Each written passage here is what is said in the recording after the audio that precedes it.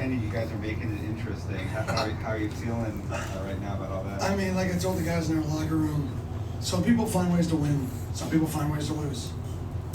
Whether that's some people, are quiet and they're successful versus guys that are loud and successful. Some people are alphas, some people aren't. There's so many ways to be successful in football and in life. Some people like controversy, some people hate it. Do you get it done or not? And our guys get it done. And I think that's what I told him. It's a great life lesson that nobody cares about the pain. Show me the baby, right? That's nobody says like, how was it? They say, show me the baby, right? And other than me, when my wife gets pregnant, I'm going to be very concerned about the pain and all of that. Make that perfectly clear. But everybody else is going to say, show me the baby. And unfortunately, that's life.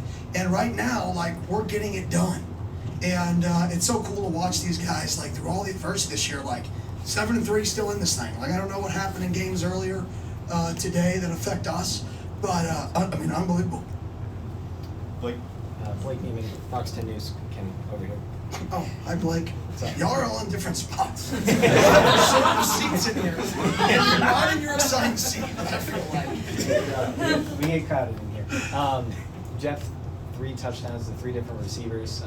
Last week when he was, or 2 weeks ago, really showing up with his legs, but today, getting 3 different guys involved in 3 different touchdowns. What were your thoughts on just his performance? Yeah, I mean, I truly think I think it was last, 18 months ago that I think our team has 2 NFL quarterbacks.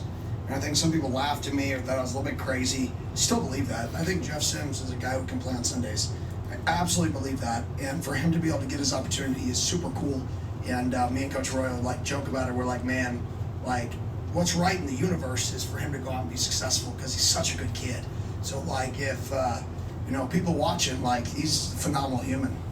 And then quick thing on Derek is getting to see him, a guy who's really worked and just showed up every single day, not complained at all. What was that like seeing him get? Yeah, just to see Eusebio play like that is pretty fun. I mean, 6 receptions, 74 yards, touchdown. I mean, it's cool to get everybody's getting involved right now in some way, shape, or form. 19 to 28. That's about 68% completion percentage. I think maybe 64. I don't know, somewhere in that range, right? Somewhere in that middle 60s. That's pretty good for a quarterback with 3 touchdowns, no interceptions. And I think it's because he's taking what the defense is giving him, and he's distributing the ball. Hey Coach, congrats on the win. It's Aya Abdi for Devils in Detail. I have 2 questions for you. So Keith Abney told me just a few moments ago that me and the West Virginia quarterback made eye contact right before that. So I was like, I know it's coming. And he ultimately had the game-sealing interception, which it sealed the win and the chances for the Sun Devils to advance back to the Big 12. How good is it to see this moments like this and continue to build the momentum for the Sun Devils? Yeah, well, I think, we want to recruit smart kids here. Our slogan to win football games is smart, tough, the ball, the team. And Keith's a guy who's in the Barrett Honors Program, the #1 honors program in the country. And, a little plug for Barrett right there. He's in it. And when you see smart players make smart plays, it starts in the classroom, it starts in how he carries himself and just in life. And then when it carries over to game day like that, it just shows you that, being smart helps you win football games. It's going to help him in life. And another question for me. How special is it to see Jeff Sims play in front of the Sun Devils home crowd for the first time? Yeah, it's awesome. I think he was fired up. I was trying to get him there to ring the bell, but Keith took it, and he deserved it too. So yeah, it's great for him to get a win. Now we got to get back to the drawing board. We have a team that's coming off of a bye. We only play close games, so it'll be a close game. So we got to find another way to win.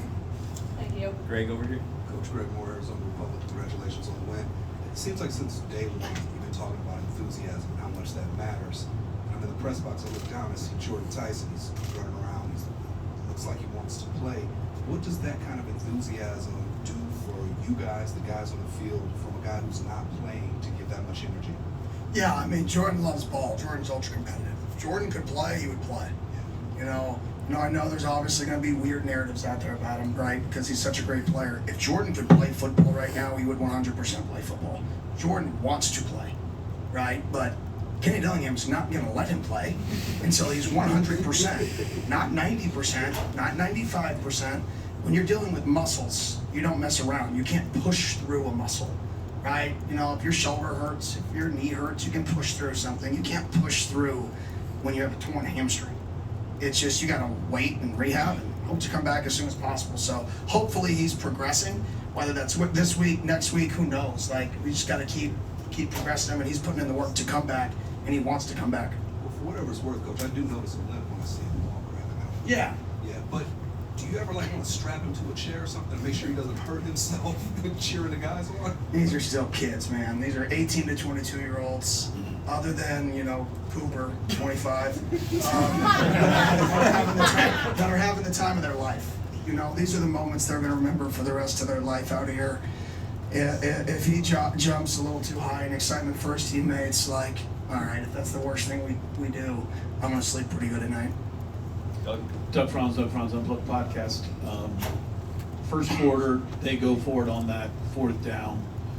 I'm not asking you to comment on what Rich Rod does, but there's a slogan, "Don't poke the bear," and it seemed like you guys, if sleepwalking is an offensive term, weren't quite all there going into that moment, and you were there, and the team rolled quickly. Did you feel like the defense gave everybody a charge with that stick? Yeah, that was obviously a big down.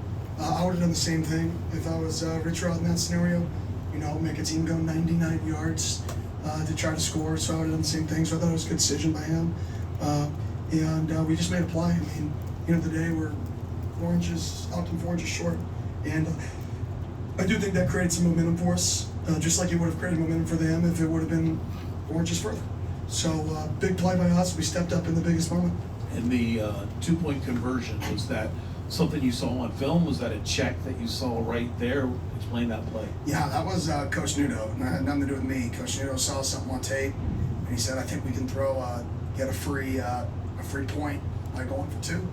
And I said, "Okay, show it to me." And he presented it in my office, and I'm like, "Yeah." So I said, "If we get to the right situation, we were in the right situation. I believe we were up 4. We scored, to go to 7-3. So we score, and that 2-point conversion kind of made it to where they had to score 2 touchdowns. It made the trade-off to where they would always be trailing. They could never kick a field goal to get back in the game at that point. So we felt it was worth it. We got it. And then when you look at it, right, if they would have got the 2-point conversion trade-off game, right, they may not have gone for it at the end if they were only down by 1 instead of 2 in that scenario at the end. So you don't, as the game progresses, that became big in like the math of what happened at the end of the game. That play was bigger than people think.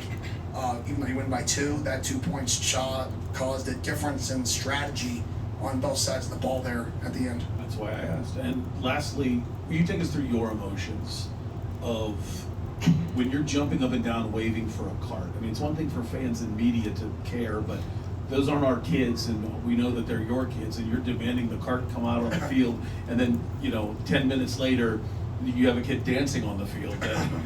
Take us through everything you felt.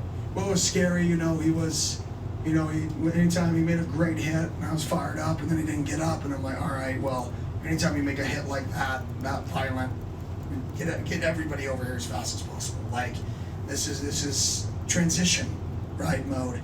And then the doctors got there. We have the Mayo Clinic. We have some of the best doctors in the world. And, they assessed him. They felt like he could stand up. And, he was smiling. He asked if he stopped him short.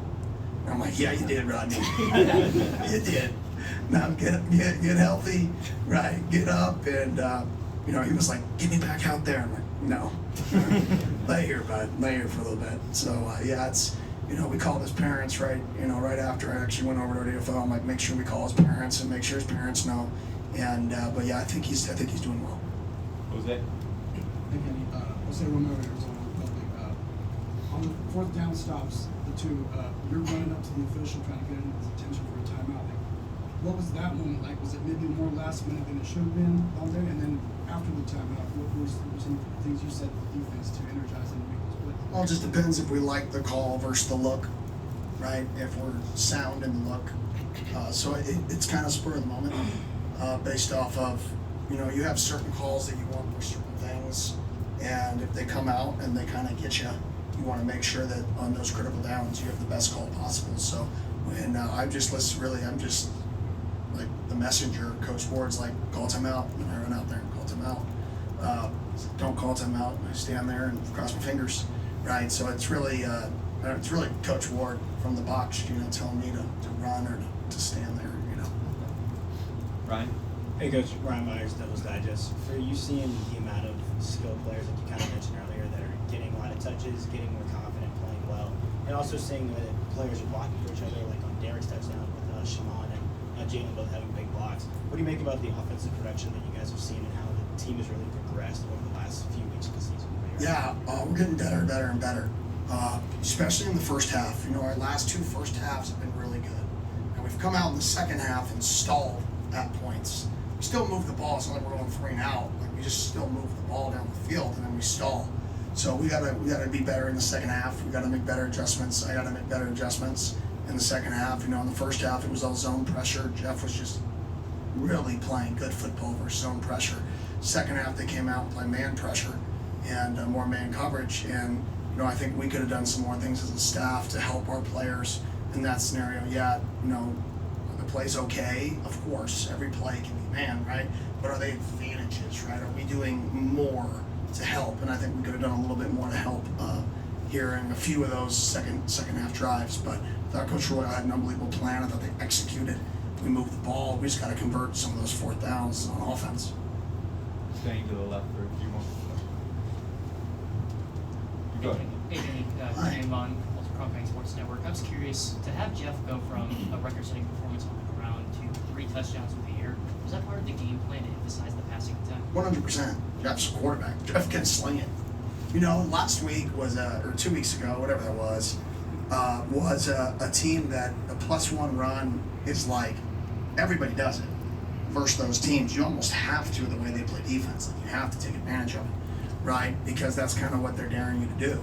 Well, not every game is like that. So the +1 runs were not nearly as productive when we called them at the end there. We had one big one this week because the scheme is different. The scheme this week made him have to throw quick game versus pressure teams.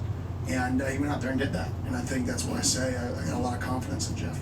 And then with Mateer not only laying that block down with the nearest touchdown, but this is his 3rd straight game with a touchdown of his own. What do you think about his performance? Yeah, Shamon's, I think, a Sunday player as well. Scouts are starting to talk about him. I've been singing his praises for a year. Blocks people, catches the ball. He's physical. He's one of the smartest kids on the team. Works hard. He's a good person. I don't know what else you'd want. Hey, Coach, Adam Beadle, Arizona Varsity. You had said in a point very early on last season that your team was a group of misfits and underdogs. And Jeff and Derek came in here and talked about how, through the camps they were second-team guys, and now because of injuries they've had to step up. And I know a bunch of other guys in your team have had to step up as well. Does any part of that sort of saying still kind of ring true about your guys, even though you've won a Big 12 championship and you picked, first the Big 12 preseason? Yeah, I think everybody's got to find a way to have a chip on your shoulder. I think you should always find your own way to motivate yourself. And I think a lot of those guys have been counted out, told they're not good enough, told they can't play quarterback, laughed at, told you can't play Division I wideout. Whatever it is, a lot of guys on our team have still been told no, right? They haven't been praised. So I think that mindset really, I think that's why we win close games, is they like each other. Like there's a brotherhood, there's a genuine brotherhood, and those guys want to win so bad. Like they just, it's the will to win, will to compete, right? And they find a way. Luke Lundler, Sun Devil Source. Big plays, especially late in games, have occasionally haunted your defense over the last few years. Today, there was one late, and the defense kind of turned it around and made it stop when it mattered. What did it say about that unit to recover with the back against them? Yeah, we give up a 80-yard 3rd and 27, I don't know, or whatever it was. That was the craziest play I've probably ever been a part of. Legitimately, the worst probably play I've ever been a part of. I don't know of a worse play. I got beat by a Hail Mary. That's one. That's 2. Okay? And for our guys to bounce back and stop the 2-point conversion, which allowed us to kick a field goal for the win instead of the tie. Winning football. Right? Then they come back and get a stop to win. So really cool to see our guys respond in that setting, in the real live moment, to corral themselves, get a stop, and then get another stop. And Jordan mentioned after he saw after he saw Image dancing while Bradley was getting him, that it kind of fired him up and it turned him up for the rest of the game. After those big plays, the energy stayed high. Players were flying, dancing. What does that say about this player culture that you've spoken so often about for them? Yeah, I mean, these guys want to win for each other. I mean, like I said, they run the show. Before we leave the locker room, they say the last words.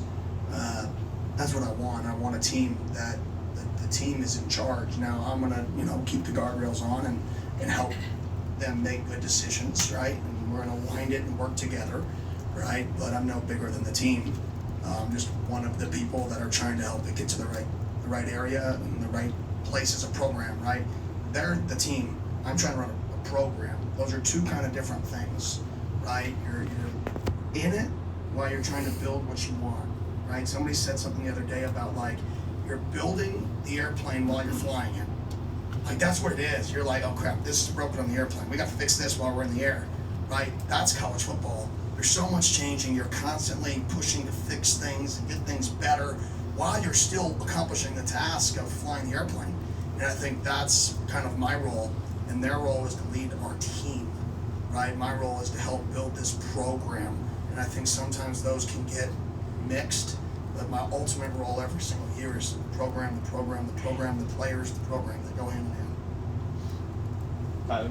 Head coach Tyler Weiss, Walter Cronkite Sports Network. Cam Harple with that 2-point conversion in the second. How often has that specific play been practiced, and what was the thought process behind that decision? Once, and it was picked off in practice because we did it versus our defense when our defense can stop it. And it was brought to me by Jack Nudo, and he said, I think I got a free point, like we alluded to earlier, and I watched it, and I'm like, yeah, we do. And then he came up to me after the first touchdown and said, hey, it's there. And I said, looked at it, 4-point lead. I'm like, okay, well, then the math, all right, do it. Right, so whatever it was at that point, I think it was a 4-7-3, so 14-3, so 13-3, yeah, it's about right, made it a 12-point game. Chris? Kenny, a lot of ASU fans are trying to interpret comments made this week and recently by you and by Graham about how well resourced that you are, NIL, and even as that pertains to your future at ASU.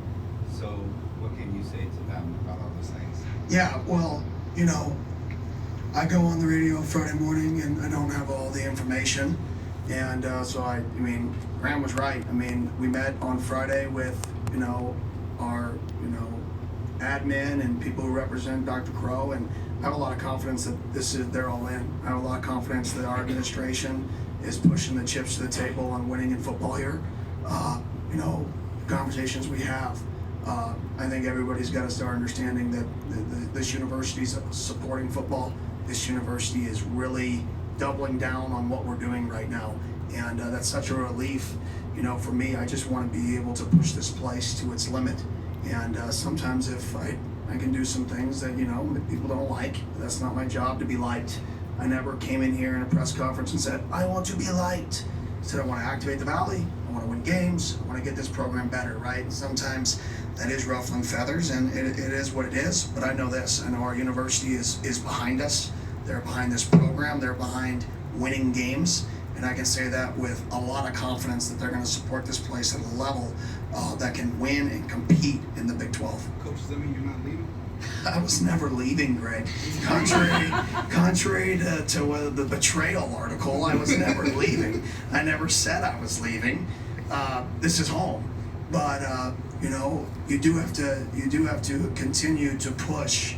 And my job running a program is to push and push and push until you can't push anymore.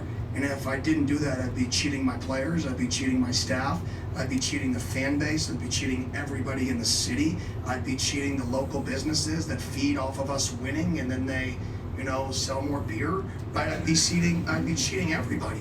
So my number one goal always is to do whatever I can to push the envelope for Arizona State football.